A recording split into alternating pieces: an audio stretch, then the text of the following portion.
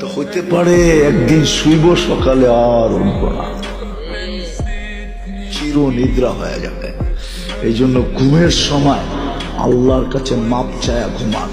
দুর্গন্ধের কারণে কালকে আমরা খবর পাইছি যে এই ঘরের থেকে দুর্গন্ধ বাহির হইতেছে, দরজা তো বন্ধ।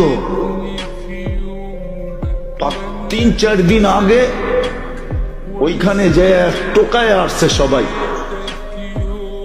খোঁজ করে আসছে, তো দেখছে দরজা বন্ধ, মোবাইল বন্ধ। ভাবছে তো মাঝে মাঝে চলে যায় বন্ধ করে, হয়তো বন্ধ করে চলে গেছে,